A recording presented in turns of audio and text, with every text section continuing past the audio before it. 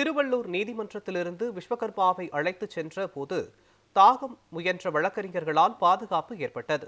இது குறித்து நமது செய்தியாளர் தமிழன் வழங்கும் கூடுதல் தகவல்களை தற்போது கேட்கலாம்.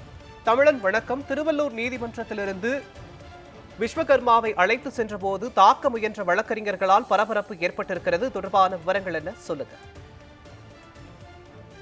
மோகன், தற்போது பார்த்தால் கடந்த 12ஆம் தேதி ஆரம்பத்தில் தனது பாட்டி வீட்டுக்கு சென்று கொண்டிருந்த சிறுமி, குறிப்பாக பார்க்கலாம் 10 வயது சிறுமியை பின்தொடர்ந்து ராஜு என்ற விஸ்வகர்மா நோட்டமிட்டு சிறுமியை வாயை மூடி அருகே உள்ள மாந்தோத்தில் வைத்து பாலியல் பலாத்காரம் செய்யப்பட்ட வழக்கு அந்த பகுதியில் குறிப்பாக பார்க்கலாம் தமிழகத்தையே உலுக்கி இருந்த நிலையில் கடந்த 14 நாட்களாக போலீசார் திக்குமுக்கு திணறி வந்தனர். அவனை கைது செய்ய 14 நாட்கள் கழித்து சூலூர்பேட்டையில் வைத்து அவனை கைது செய்து நீதிமன்றில் ஆஜர்படுத்தி அவனை போலீஸ் அடைக்கப்பட்டிருந்த நிலையில் நேற்று ஆரம்பாக்கம் காவல்துறையினர் போஸ்கோ நீதிமன்றத்தில் உமா மகேஸ்வரி நீதிபதியிடத்தில் 7 நாட்கள் காவலில் எடுக்க மனு தாக்கலானது செய்யப்பட்டிருந்த நிலையில் தற்போது இன்று சுமார் ஒரு 12 மணி அளவில் விஸ்வகர்மாவை நீதிமன்றத்திற்கு அழைத்து வரப்பட்டு நீதிபதி முன்பு ஆஜர்படுத்தப்பட்டுள்ளது.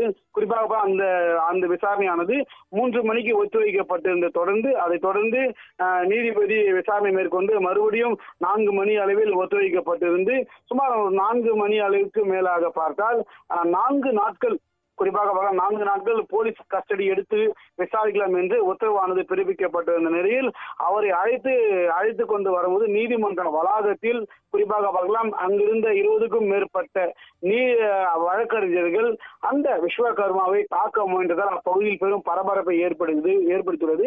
குறிப்பாக பார்க்கலாம் எதற்காக இந்த தாக்குதல் நடக்கப்பட்டது என்று பார்த்தால் அவர் யார், அவருடைய முகத்தை ஏன் எங்களுக்கு இன்னும் காட்டப்படாமல் இருக்கிறார்கள் காவல்துறையினர், அதே போல பார்க்கலாம் அவர்தான் உண்மையான குற்றவாளியா எங்களுக்கு எப்படி தெரியும் என்று வழக்கறிஞர்கள் கோஷங்களை இட்டு அந்த நபரை தாக்க முயன்ற போது அந்த பகுதியில் பெரும் பரபரப்பை ஏற்படுத்தது. உடனடியாக அங்கிருந்த காவலர்கள், பாதுகாப்பு இருந்த காவலர்கள் வழக்கறிஞர்கள் வலுக்கட்டாயமாக பிடித்து ஓரம் தள்ளி அவரை பாதுகாப்பாக அந்த வாகனத்தில் ஏற்றி அழைத்து கொண்டு செல்லப்பட்டு உள்ளார். மோகன், திருவள்ளூர் நீதிமன்றத்திலிருந்து விஸ்வகர்மாவை போலீசார் வெளியே அழைத்து சென்ற போது வழக்கறிஞர்கள் தாக்க முற்பட்டதால் அங்கு பரபரப்பு நிலவியது. தொடர்பான விவரங்களை வழங்கியதற்கு நன்றி தமிழன்.